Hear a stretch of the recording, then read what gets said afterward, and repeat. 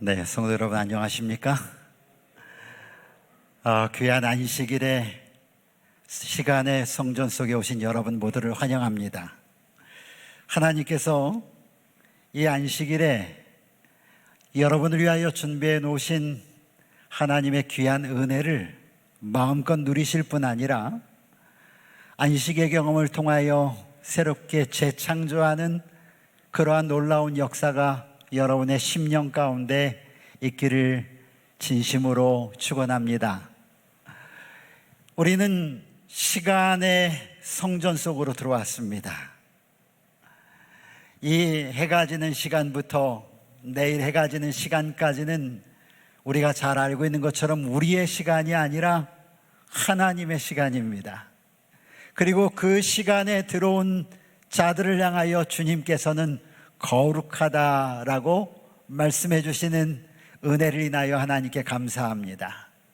이곳에 있는 우리 별내교회 모든 성도들이 이 하나님의 귀한 은혜를 마음껏 누릴 뿐 아니라 우리의 연약함이나 혹은 지난 한 주 동안 피곤한 육신이나 우리의 마음 가운데 있는 어떠한 짐을 가졌다 할지라도 새롭게 하시고 재창조하시는 하나님의 귀한 은혜를 여러분은 맛보고 경험하는, 그래서 안식일이 마치고 새롭게 시작하는 첫 시간이 하나님의 은혜 때문에 너무나 감사한 그런 안식일이 되기를 주님의 이름으로 축복합니다. 일주일 동안 고생 많으셨죠? 기도하신 것처럼 여러 가지 하시느라 또 여러 가지 가정들 문제, 또 학업 문제로 고생들 많으셨을 텐데 모든 짐 예수님의 발 앞에 내려놓으시고 주님의 만져주심을 경험하는 복된 안식일 되기를 진심으로 바랍니다. 다시 한번 여러분 모두를 주의 성전에 오신, 그리고 하나님의 거룩한 시간의 성전에 오신 여러분들을 주님의 이름으로 환영합니다. 저는 오늘 오직 예수라고 하는 제목으로 말씀을 좀 드리려고 합니다. 오늘 제가 다루려고 하는 말씀은 히브리서 1장과 2장에 조금 포함된 말씀입니다. 제가 말씀을 드리기 전에 조금 양해를 구해야 되겠는데, 제가 몸 관리를 조금 잘못해가지고 한 달 전에 코로나에 조금 감염이 됐었습니다. 근데 지금은 깨끗합니다. 그런데 염려하지 마십시오. 그 후유증으로 자꾸 기침이 나옵니다. 혹시 제가 말씀을 전하다가 매우 지금 조심하고 있는데 기침이 나오더라도 좀 불편해도 양해를 좀 부탁드리겠습니다. 성경은 한 분에 대하여 구약과 신약으로 나누어서 그분을 숨겨놓은 보석 같은 책입니다. 성경은 한마디로 우리가 약속이라고 하죠. 약속의 책입니다. 구약은 죄 가운데 너희를 구원하기 위하여 내가 한 아이를 보내주겠다라는 약속입니다. 그 약속에 의하여 이 땅에 오신 분이 예수님이란 사실을 우리는 잘 압니다. 그래서 우리는 그분을 메시아라고 말하죠. 신약은 그 예수님이 십자가의 보혈로 너희들을 구원했으니 이제 이 죄악 세상에 너희들을 영원히 두지 아니하고 내가 너희를 하나님의 나라로 인도하기 위하여 다시 오시겠다고 하는 재림의 약속입니다. 구약은 초림의 약속이고 신약은 재림의 약속이죠. 그래서 성경은 말하기를 이 성경이 곧 예수님에 대하여 증거한다라고 말하고 있죠. 성경을 볼 때마다 우리는 숨겨져 있는 예수님을 발견하는 기쁨을 맛봅니다. 이 성경 속에 예수님은 어디에 숨어 계실까? 오늘 우리가 보려고 하는 말씀 속에 과연 예수님은 어디에 숨어 계실까? 그래서 숨겨진 예수님을 찾아갈 때마다 요 모습으로 숨겨져 있는 예수님, 저런 모습으로 숨겨져 있는 예수님을 볼 때마다 성경을 보는 재미가 매우 많이 있습니다. 오늘 히브리서 1장과 2장에 있는 말씀을 통해서 그 말씀 속에 숨겨져 있는 예수님, 그리고 그분이 마지막 시대를 살아가는 우리들에게 원하시는 것이 무엇일까를 함께 좀 생각해 보려고 하는 것입니다. 여러분, 제가 조금 어리석은 질문을 좀 드리겠습니다. 우리의 가장 큰 소망이 과연 무엇일까요? 오늘 여러분에게 소망에 대하여 질문한다면 여러분은 무엇이라고 대답하시겠습니까? 아마 머뭇거리지 아니하고 여러분께서 말씀하시는 소망은 바로 예수님, 하나님의 나라, 그분의 나라에 영원히 들어가 하나님과 영원히 사는 것이 우리의 소망일 것입니다. 한 신학자는 이렇게 얘기했습니다. 이 세상에 공기가 없으면 사람이 죽는 것처럼 사람에게 소망이 없으면 그는 절망 가운데서 살아갈 것이다. 그렇습니다. 오늘 우리가 이 세상에서 우리를 살게 하는 것은 무엇입니까? 그것은 바로 소망입니다. 하나님의 나라죠. 예수 그리스도의 재림입니다. 오늘 이곳에 있는 우리 성도들 뿐만 아니라 전 세계의 예수 그리스도의 이름을 믿고 살아가는 그리스도인들이 한결같이 원하는 것이 있다면 바로 예수 그리스도의 재림입니다. 저는 지난주에 몽골에를 다녀왔습니다. 특별히 몽골이라는 나라에 그리스도의 새 천사의 기별이 들어간 지 30년째 되는 해입니다.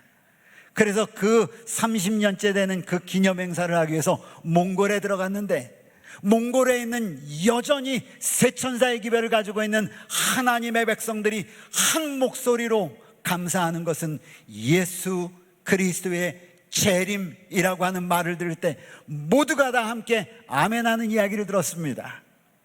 얼마 전에 세계 대총회가 있었습니다. 많은 나라에서 대총회 대표들이 모였습니다.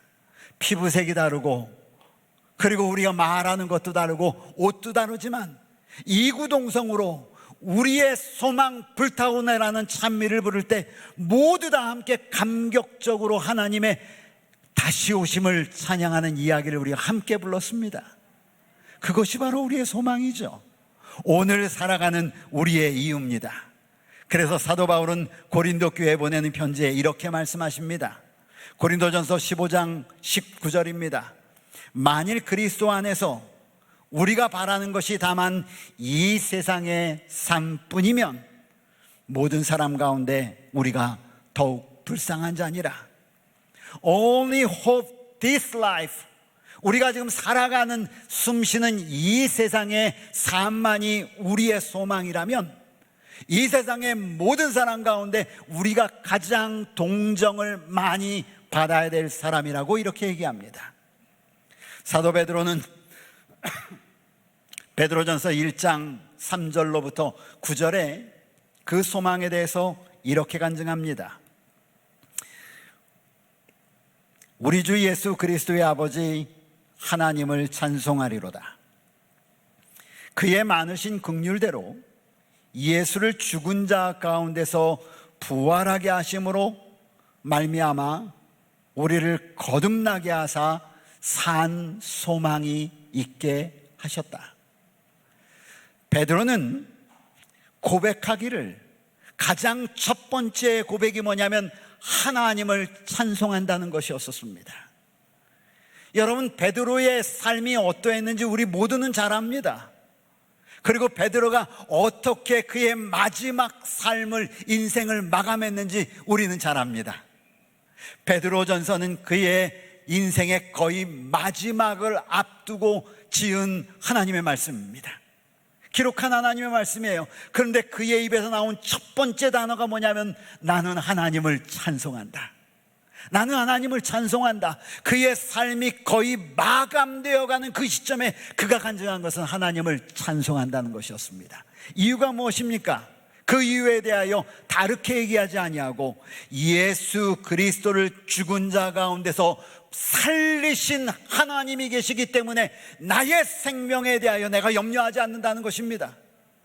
예수께서 부활하셨기 때문에 그 부활이 나의 소망이 된다는 것입니다. 그러면서 베드로는 간증하기를 우리를 거듭나게 하사, 영원히 죽을 몸이 아니라 다시 살아날 몸으로 그렇게 구별하셔서 우리에게 산 소망을 주신 하나님을 찬송하는 것입니다.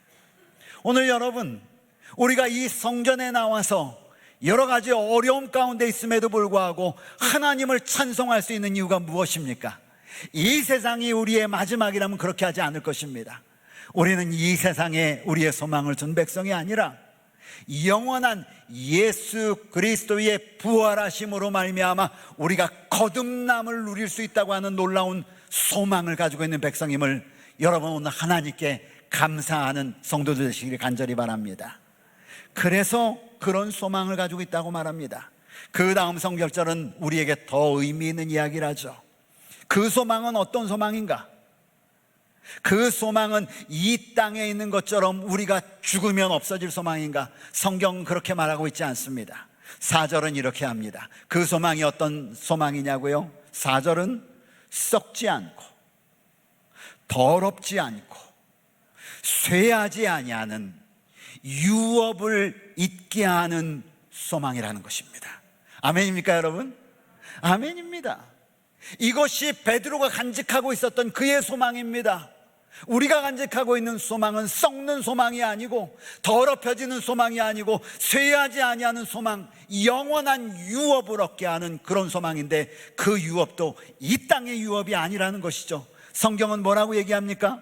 4절에 이렇게 합니다. 그 소망은 바로 너희를 위하여 어디에 간직한 거라고요? 어디에 간직했다고요? 하늘에 간직한 것이라. 아멘. 여러분, 우리의 소망이 어디에 있는 소망이냐면 하늘에 있는 소망임을 오늘 이 안식일 다시 한번 느끼며 간증하며 아멘 하시길 간절히 바랍니다. 그것이 바로 베드로가 간직한 소망이었고, 그것이 바로 바울이 간직한 소망이었고, 그것이 요한이 간직한 소망이었고, 그것이 바로 엘렌 화이트가 간직한 소망이었고, 그것이 바로 우리의 믿음의 선조들이 간직한 소망이었고, 그것이 바로 오늘 이 자리에 있는 우리가 간직한 소망임을 여러분 하나님께 고백하십시다. 그 소망을 바라보며 사는 것입니다. 그 소망 때문에 몸이 아파도 감사하는 것이죠. 그 소망 가운데 어떤 어려움이 와도 극복하고 이겨내는 것입니다. 왜요? 썩지 않고 더럽지 않고 쇠하지 않은 하늘에 우리를 위하여 간직한 소망이기 때문에 그렇습니다. 여러분 힘들고 어려울 때 있으시거든요. 이 말씀을 기억하시기를 주님의 이름으로 축복합니다. 나의 소망이 어디에 있는지 그것을 가지고 기억하시길 바랍니다. 5절은 우리에게 이렇게 말합니다. 너희는 마지막 때에 말세에 나타내기로 예비하신 구원을 얻기 위하여. 이 말씀만 해도 저는 얼마나 감사한지 모릅니다. 우리가 어떤 사람인가? 우리는 말세에 나타나기로 예비하신 구원, 이것은 예수님께서 이 땅에 오실 때 믿는 자들에게, 소망을 간직한 자들에게 주실 구원을 말씀하시는 거예요. 그 구원을 얻기 위하여 그 다음에 있는 말씀이요, 믿음으로 말미암아 하나님의 능력으로 무엇을 받는다고요? 무엇을 받는다고요? 보호하심을 받았느니라. 아멘. 아멘. 여러분, 저는 이 베드로전서에 있는 이 말씀을 읽을 때마다 너무너무 감사하는 거예요. 두려워하지 마십시오. 어떤 일이 벌어지더라도 여러분 놀라지 마십시오. 그 어떤 일도 예수 그리스도께서 보호하시는 보호의 능력을 허물지 못함을 여러분 믿음으로 바라보시기를 간절히 바랍니다. 우리를 구원하시는 그 구원의 능력이 넉넉하심을 여러분 이 안식일에 하나님께 고백하십시다. 왜요? 성경이 우리에게 말씀하십니다. 하나님의 거룩한 말씀 성경이 말세에 나타나기로 예비하신 구원을 얻기 위하여 하나님의 능력으로 우리가 보호함을 받는다라고 이렇게 말합니다. 그러므로 여러분이 굳건한 믿음을 여러분 간직하시고 주장하시고 감사하는 성도 되기를 간절히 바랍니다. 그럼에도 불구하고 우리에게 어려움이 있어요, 없어요? 있어요. 살다 보면 이런저런 어려움들이 있고 고난과 시험들이 있습니다. 그래서 사도 베드로는 바로 이어서 이야기를 합니다. 6절이요. 그러므로 너희가 이제 여러 가지 시험으로 말미암아 잠깐 동안 근심하게 되지 않을 수 없으나 기뻐해라. 여러분, 잘 매칭시키기 어려운 단어예요. 시험과 근심이란 단어와 기쁨이란 단어를 어떻게 매칭시킬 수 있어요? 참 매칭시키기 어려운 단어입니다. 제가 여기 조금 일찍 왔더니 우리 올겐 반주하시는 우리 집사님이 저한테 이렇게 아는 체를 하세요. 그러시면서 저는 모르지만 제 형 친구라고 그렇게 말씀하세요. 그러면서 형이 잘 계시느냐고. 사실 제 형이 얼마 전에 돌아가셨어요. 급작스럽게 병을 얻어서 발병한 지 한 달도 안 돼서 잠드셨는데 정말 가족들에게 모두 다 큰 슬픔이죠. 근데 그 슬픔 가운데 우리 모든 가족들이 그래도 하나님께 감사하는 것은 첫째, 그가 예수 그리스도의 사랑 안에서 잠드셨음을 인해서 감사하는 것이에요. 잠드는 그 순간까지 나의 힘이 되신 여호와여, 내가 주님을 찬양합니다라는 찬양을 부르면서 잠드셨어요. 이 세상에서의 그런 아픔이 만약 우리에게 소망이 없다면 절망으로 다가올 텐데, 그 잠드시는 순간 우리 온 가족들이 하나님, 우리 주님 오시는 부활의 날 우리 더 건강한 모습으로 만날 수 있음을 믿게 하셔서 감사합니다. 소망이 되는 것입니다. 위로가 되는 것이에요. 그래서 기뻐할 수 있는 것이죠. 너희가 잠깐 근심하게 되지 않을 수 없으나 오히려 크게 기뻐하라. 기뻐해야 될 이유가 무엇이냐고요? 성경은 그 다음 절에 바로 이렇게 얘기합니다. 7절에 너희 믿음의 확실함은 불로 연단하여도 없어질 금보다 더 귀하여 예수 그리스도께서 나타나실 때 칭찬과 영광과 존귀를 얻게 될 것이다. 두 종류의 그리스도인이 있어요. 신앙을 하다가 여러 고난과 어려움이 오면 신앙을 포기하는 사람이 있고, 많이 보셨죠? 그런 분들 보셨죠? 그렇죠? 고난과 시련이 오면 믿음으로 그 고난과 시련을 오히려 하나님께 가까이 나아가는 주의 도구로 사용하는 백성이 있음을 저는 봅니다. 그렇죠? 그런데 오늘 이 얘기가 그 얘기예요.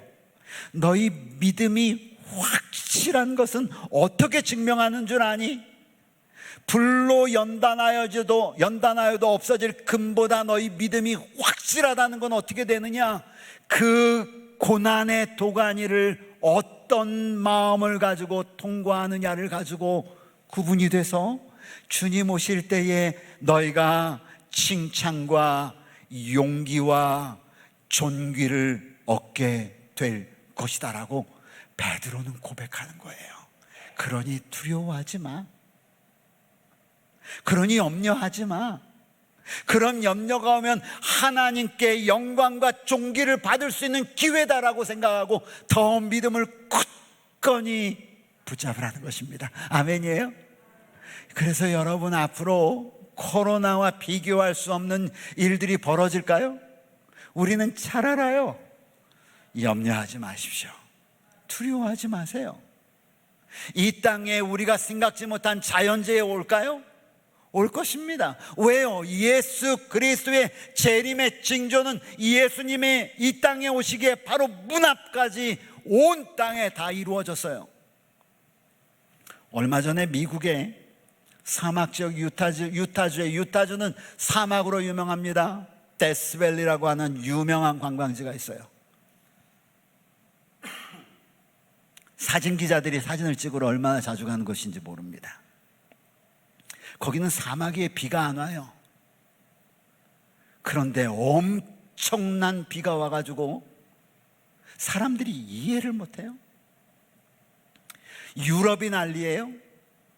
전 세계 각국이 자연재해 때문에 난리예요. 제가 보니까 파키스탄에 큰 홍수가 났다고 제발 우리를 도와주십시오라고 나온 기사를 여러분 보셨어요? 우리 제림마을에 올라왔습니다. 뭐라고 설명을 했느냐면 노아 홍수 이래로 볼 수 없는 재난이래요. 처처에 기근과 지진과 자연재해가 있을 것은 예수님이 벌써 문 앞에 다가왔다는 징조잖아요. 그렇죠? 그렇기 때문에 여러분, 우리 가운데 오는 여러 가지 시험들이나 근심이 올 때 두려워하지 마시고 믿음 안에 더 굳게 주님을 바라보며 승리하는 성도들 되시기를 간절히 바랍니다. 그러면 베드로에게 얘기한 것처럼 칭찬과 용기와 영광과 존귀를 얻게 될 것이다 라고 말씀하십니다. 그러면서 8절에 뭐라고 말하는 줄 아세요? 8절에 있는 말씀 한번 볼까요? 성경은 이렇게 말합니다. 성경 좀 돌려주세요. 8절. 예수를 너희가 보지 못하였으나 사랑하는도다. 여러분 예수 보신 적 있으세요? 제가 신학교를 나오고 난 다음에 신학과를 나오고 목회를 나와야 되는데 목회를 나올 자신이 없는 거예요. 그래서 하나님께 이렇게 기도드렸어요. 하나님, 저 예수님 한 번만 보게 해주세요. 그래야 제가 그 예수님 바라보고 나가서 성도들에게 좀 얘기할 게 있지 않겠습니까? 여러분, 우리 예수 보지 못했어요. 그러나 사랑합니다, 그분을. 이제도 보지 못하나 믿고 말할 수 없는 영광스러운 즐거움으로 기뻐하나니, 이유가 뭐냐? 믿음의 결국 곧 영혼의 구원을 받음이라. 아멘. 이것 때문에 사도 베드로는 그의 마지막 삶을 하나님께 바치셨어요. 여러분, 오늘 이 안식일을 시작하는 첫 시간에 성전에 오신 여러분, 이 사도 베드로와 동일한 믿음이 여러분과 저에게 충만하기를 주님의 이름으로 축복합니다. 그런 자들에게 주님은 우리에게 말씀하십니다. 믿음의 결국 곧 영혼의 구원을 받게 된다고요. 그렇습니다. 이것이 우리의 소망입니다. 이 땅의 부귀영화를 누리는 것이 우리의 소망이 아니죠. 이 땅에 어떤 놀라운 일들을 경험하는 것이 우리의 소망이 아니에요. 우리의 유일한 소망은 다시 오시는 예수님을 맞아 그분과 함께 영혼의 구원을 받는 것이 우리의 소망임을 오늘 이 안식일을 시작하는 첫 시간에 여러분 하나님께 믿음으로 고백하게 되기를 간절히 바랍니다. 그래서 사도행전은 16장 31절에 이르되 주 예수를 믿으라, 예수님께 집중합니다. 사도행전 4장 12절에 다른 이름을 우리에게 주신 일이 없음이라고 말합니다. 그래서 성경은 처음부터 끝까지 예수, 오직 예수에게 우리의 시선을 집중하라고 말합니다. 그런데 예수에게 시선을 집중하지 않는 한 무리가 있는 것입니다. 그들을 위하여 기록된 책이 히브리서입니다. 히브리인들, 하나님을 믿는데 예수를 바라보지 못하는 것이죠. 저는 히브리인들에게 생긴 문제를 바라보면서 우리 혹 이 문제가 우리 한국의 재림 성도들에게는 있지 않는가 질문을 하는 것입니다. 그리고 그렇게 되지 않기를 바랍니다. 성경주석은 히브리서를 주의하면서 서론에 이렇게 기록합니다. 사도교회에 어떤 문제보다 더 심각한 분열을 초래한 문제가 있었는데 그것이 뭐냐면 의문율, 의문율과 그리스도인들이 그것을 지키는 문제였다.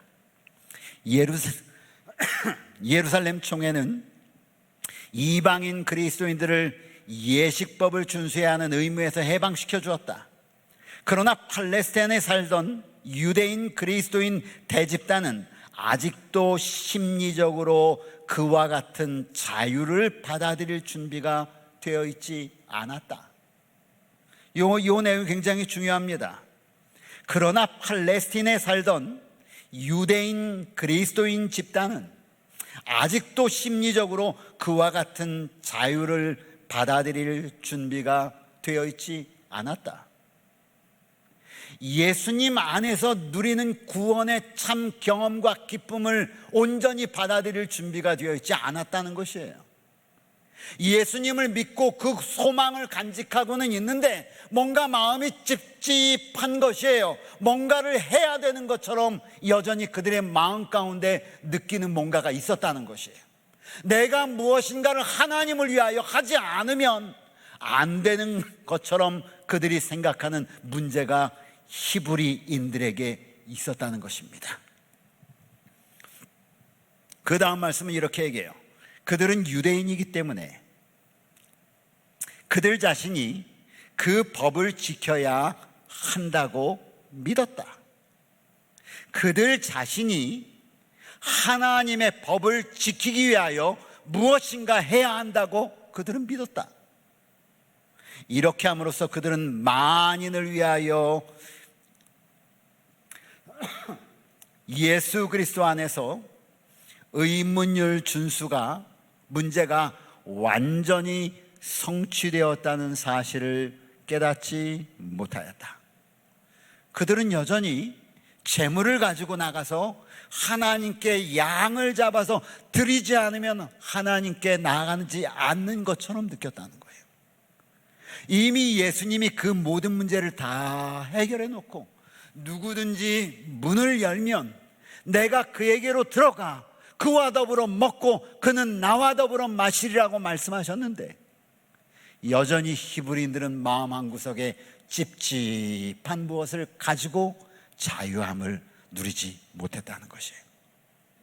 진리를 알지니 진리가 너희를 자유케 하리라 라고 말씀하셨는데 누리지 못했다는 것입니다. 만약 오늘 이 성전에 앉아있는 우리 사랑하는 성도들 가운데 하나님이 주시는 참다운 자유의 기쁨을 누리고 있지 못하다면 우리도 여기에 나와 있는 히브리인과 다르지 않다는 것이죠. 여러분, 예수님 안에서 참 소망과 자유가 여러분을 자유케 하기를 축복합니다. 그 예수님 때문에 우리의 날마다의 삶이 감사하고 기쁘고 살아 움직이는 하나님의 말씀이 나의 마음속에 있어서 기뻐하는 성도들 되기를 간절히 바랍니다. 그런데 그러지 못했다는 것이에요. 그들은 하늘 성소에서의 그리스도의 사업에 관해서는 매우 희박한 개념밖에 갖고 있지 않았다. 제7일 안식일 예수재림교가 일반 개신교와의 굉장한 차이점 하나를 가지고 있는데 그것이 바로 하늘 성소 봉사와 관련된 기별이에요. 그 기별을 온전히 이해하지 못하면 우리는 하나님의 구원하심을 맛보기가 어려워요. 그런데 히브리인들이 그랬다는 거예요. 이 땅의 성소의 희생제사는 가지고 있었는데 하늘 성소에서 이루어지는 예수 그리스도의 대속의 봉사에 대해서는 그들이 경험하지 못했다는 거예요. 그분의 봉사에 대하여는 거의 아는 바가 없었으며 칼바리 언덕 위에 위대한 희생제물에 비추어 볼 때에 그들 자신의 제물들은 아무런 가치도 쓸모도 없는 것임을 깨닫지 못하고 있었다. 율법에 열심 있는 이 수많은 유대인 그리스도인들은 예루살렘 성과 성전이 파괴될 때에 일대의 위기를 맞이할 것이었다.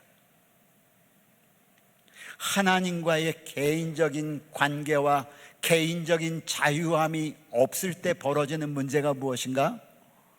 성전이 파괴되면 갈 바를 잃어버리는 것입니다. 저희는 이번에 코로나 경험 때문에 성전이 파괴되지 않았지만 모이지 못하게 하는 그런 일들을 경험을 해봤어요. 그때 많은 그리스도인들이, 많은 하나님의 백성들이 어떻게 안식일을 하나님께 드려야 할지, 어떻게 말씀을 대해야 할지 갈피를 잡지 못하는 모습을 저는 많이 보았어요.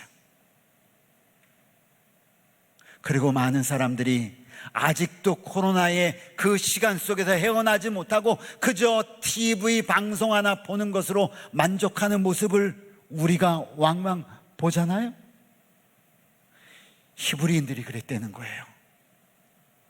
성전이 파괴될 때에 그들이 예루살렘 성과 예루살렘 성전이 파괴될 때 그들이 어떻게 서야 할지를 감당하지 못할 어려움을 당할 모습을 그들은 목도했다는 것입니다. 저는 이 말씀을 보면서 히브리서에 있는 이 말씀과 오늘 우리 시대의 상황이 너무 가깝다는 것을 저는 막 느끼는 것이에요. 이때야말로 유대인 그리스도인들이 하늘의 실제들의 눈을 띄기에 안성맞춤인 때였다. 이때가 어떤 때냐? 위기의 때예요. 예루살렘 성과 성전이 파괴될 그런 위험 요소에 있을 때, 바로 그때가 그들의 눈을 하늘 성소로 돌릴 때라는 것이죠. 그럼 오늘 바로 그때가 영적으로 이 예수님이 오시기 바로 마지막 직전인 천연재해가 일어나고 그 다음에 각종 질병들이 막 일어나는 이때에 우리의 눈을 어디로 향해야 될까요? 바로 하늘 성소에서 우리를 위하여 중보하시는 예수 그리스도를 바라볼 가장 최고 적절할 때라고 저는 여러분들에게 말씀드리고 싶은 것입니다. 그러므로 예수님을 보아야 합니다. 어디에 계신 예수님이냐? 성소에 계신 예수님이에요. 어느 성소냐? 하늘 성소에 계신 말씀이에요. 히브리서를 읽어보십시오. 뭐라고 얘기했냐면, 내가 그분께서 하늘 성소의 휘장을 열고 앞서 가셨다라고 말합니다. 그러면서 우리가 그분이 앞서 가셨으니 이제 그분을 따라 성소 안으로 들어가자 라고 말씀하시는 거예요. 그분이 앞서 가셨기 때문에 우리는 들어가면 되는 거예요. 누구를 따라서요? 예수님을 따라서 들어가길 여러분 원하십니까? 아멘. 그런 놀라운 기별이, 그런 놀라운 예수님의 모습이 히브리서에 처음부터 끝까지 깔려있는 거예요. 눈을 뜨기에 안성, 그들이 성전이 파괴되면 그들은 결코 파괴될 수 없는 확실하고도 견고한 어떤 것에 믿음의 닻을 들여와야 할 것이었다. 만일 그들이 마음으로 하늘의 대제사장과 성소를 주목하고 염소와 송아지보다 더 좋은 희생제물을 바라볼 수 있게 되면 단순한 지상의 건물이 없어질지라도 그들은 낭망하지 않을 것이다. 그러므로 여러분, 히브리서의 주인이신, 우리의 대제사장이신, 우리의 사도이신, 더 좋은 제물로 자신을 하나님께 바치신 예수 그리스도를 바라보시기를 간절히 바랍니다. 그래서요, 히브리서에는 예수님 판입니다. 제 얼굴은 많이 안 보여주셔도 돼요. 그냥 화면만 많이 보여주시면 됩니다. 3장에 예수를 깊이 생각하라. 4장 14절에요, 큰 대제사장이 계시니 곧 하나님의 아들 예수라. 6장 20절에요, 앞서가신 예수께서 먼저 가셨으니. 7장 22절에요, 예수는 더 좋은 언약의 보증 약속이다. 7장 25절에요, 구원하시는 예수님이 계시다. 8장 1절에 대제사장이신 예수가 우리에게 있다. 10장 35절에요, 그러므로 담대함을 버리지 말고. 12장 2절에요, 그 예수를 바라보라. 아멘. 사도 바울은 끊임없이 예수를 보라고 말합니다. 사랑하는 우리 별내교회 성도들이시여, 그 예수를 바라보시기를 간절히 바랍니다. 그 예수님은 어떤 예수님이십니까? 성경은 우리에게 이렇게 말합니다. 히브리서 2장 18절에 그가 시험을 받아 고난을 당하셨은즉 시험 받는 자들을 능히 도우실 수 있느니라. 아멘. 여러분이 고난을 당하셨습니까? 어려움 가운데 있으십니까? 여러분을 충분히 이해하고 여러분을 도우실 수 있는 예수가 곁에 계심을 믿음으로 바라보시기를 간절히 바랍니다. 영어 성경이 이렇게 얘기했어요. He is able to help who are being tempted. 혹 미혹에 있어서 넘어졌을지라도 의인은 안 넘어지는 자가 아니라 의인은 어떤 자가 의인이라고 그랬어요? 성경이 넘어져도 어떻게 하는 자가 일어나는. 왜 일어나느냐면 예수님이 나의 이 실수를 해결해 주시다고 믿는 믿음 때문에 일어나는 것입니다. 뭐라고 그랬어요? 그분은 도우실 수 있는 분이다. 누구들을? Those who are being tempted.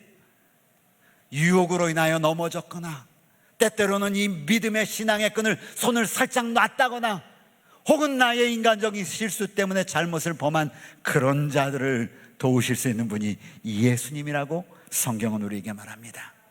그러면서 히브리서 1장 1절로 4절은 이렇게 얘기하죠. 옛적에 선지자들을 통하여 여러 부분과 모양으로 말씀하신 우리 조상들에게 말씀하신 그 하나님이, 옛적이라는 말은 구약시대예요. 구약시대 그 옛날에는 선지자들을 통하여 말씀하시죠. 선지자는 구약시대에 나오는 두 인물이 있어요. 하나는 선지자고 하나는 제사장이에요. 그렇죠? 선지자는 하나님을 대신해서 백성들 앞에 서 있는 사람이 선지자예요. 그래서 선지자는 늘 하나님의 기별을 백성들에게 전해요. 하나님께서 여호와께서 말씀하시기를, 이 여호와께서 말씀하시기를 이렇게 말씀하시죠. 그런데 제사장은 반대예요. 하나님 앞에서 백성을 대신해서 서 있는 존재예요. 하나님, 이 백성을 대신해서 제가 하나님 앞에 서 있습니다. 이 백성을 대신해서 제가 황소를 잡아서 그 피를 하나님께 드립니다. 이게 제사장이에요. 그런데 히브리서에서 말하기를 예수가 우리의 대제사장이래요. 대제사장이라는 말은 우리 모든 인류들을 뒤에 업으시고 여호와 하나님의 율법 앞에 서 있는 거예요. 그분이 계시기 때문에 가능한 거예요. 그분이 앞서가셨기 때문에 따라오라고 말씀하시는 거죠.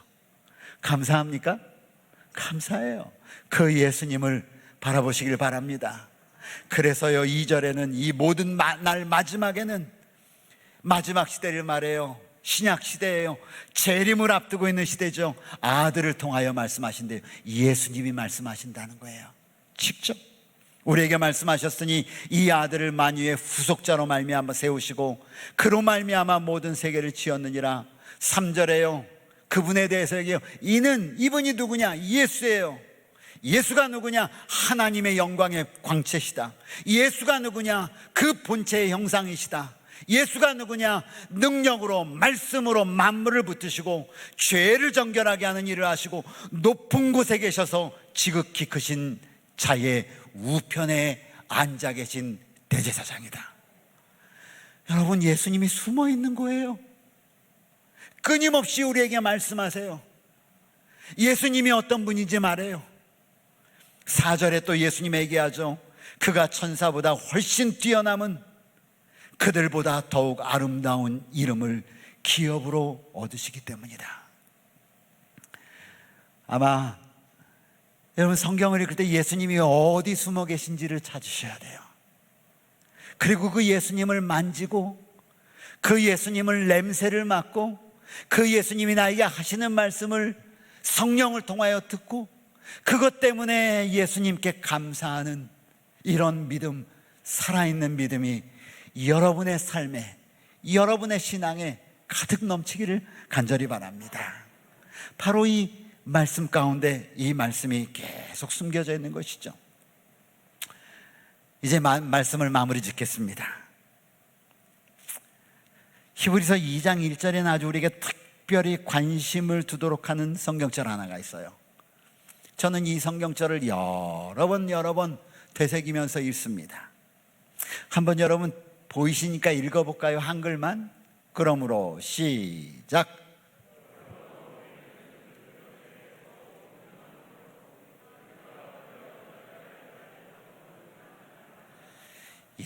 그러므로 우리는 들은 것에 더욱 유념함으로. 여러분, 하나님의 말씀을 얼마나 많이 들으셨습니까? 그동안 얼마나 많이 유명한 설교자들에 의하여, 유명한 우리 학자들에 의하여, 신실한 우리 평신도 지도자들의 말씀을 통하여 주의 말씀을 얼마나 많이 들었습니까? 오늘 사도 바울이요, 내가 여지껏 예수에 대하여 너희에게 얘기했고, 선지자들이 이 메시아에 대해 얘기했고, 그 다음에 많은 믿음의 도덕들이 오실 메시아에 대해서 얘기했고, 죽었다가 살아나신 그분에 대하여 얘기했고, 그분이 부활 승천하셔서 그분이 다시 우리를 위하여 이 땅에 오실 것을 얘기하셨고, 그분이 머지않아 영광의 왕관을 쓰시고 이 땅에 재림하실 예수에 대하여 얘기했고, 우리가 얼마나 많이 들었느냐 너희가. 그런데 왜 여지껏 너희가 예수를 만지지 못하느냐? 그러므로 우리가 들은 것에 유념함으로 흘러 떠내려가지 않도록 함이 마땅하니라. 우리나라 성경은 이렇게 간단하게 언급했지만 제가 그래서 죄송합니다. 밑에 영어를 적어놨어요. 여기 외국인들이, 미국 사람들이 잘 사용하지 않는 몇 단어들이 있어요. 좀처럼 쓰기를 즐겨하지 않는 단어가, 첫 번째가 must라는 단어예요. 두 번째가 most라고 하는 단어예요. 그냥 자 집중해 라고 할 때 일반적으로 외국 사람들이 미국 사람들에게 pay attention please 이렇게 얘기해요. 잘 들으세요, 이 얘기예요. pay attention please 이렇게 얘기하거든요. 그런데 여기 성경에 우리는 must, 반드시 pay attention 이렇게 할 수 있어요. 그런데 그렇게 언급하지 않냐고. We must pay the most careful attention. 우리 한국말이 주는 의미하고는 전혀 다른 의미예요. 사도 바울이 이야기하려고 하는 것은 너희 절대로 이 말씀을 놓치면 안 돼가 아니라, 너희 이 말씀 놓치면 죽는다. 예수님 놓치면 너희는 아무것도 아니야. 그러니 너희는 그냥 이렇게 얘기할 수 있어요. We passed careful attention 이렇게 얘기할 수 있어요. 그러나 we must pay the most careful, 얼마나 중요하면, 예수 그리스도를 잡는 게 얼마나 중요하면 이렇게 필요한 조사들을 많이 사용할 수 있느냐 이 말이에요. 우리가 놓치기 쉬워요. 왜? 안식일만 되면 주의 성전에 나오는 것이 우리의 생활 습관처럼 됐어요. 이 성전에 와서 예수님을 잡든 안 잡든 그것은 어떨 때는 그냥 지나쳐 버릴 때도 많아요. 그런데 오늘 사도 바울은 왜 얘기하는 거예요? We must pay the most careful attention. 그렇게 하지 않으면 어떤 일이 벌어지냐고요? 성경은 이렇게 얘기하죠. 성경 한 번 더 보여주십시오. 그렇게 우리가 must pay the most careful attention 하지 않으면 어떤 일이 벌어지는가? drift away 한대요. 맨 밑에 나와 있죠? drift away, 떠내려가 버리는 거예요. 쓸려나가 버린다. 이게 쓸려나가 버린다. 사랑하는 성도들이시여, 안식일이 시작한 이 첫 시간 예수님을 만나셨습니까? 우리 예수님이 지금 여러분 곁에 계심을 우리 모두 믿음으로 고백합시다.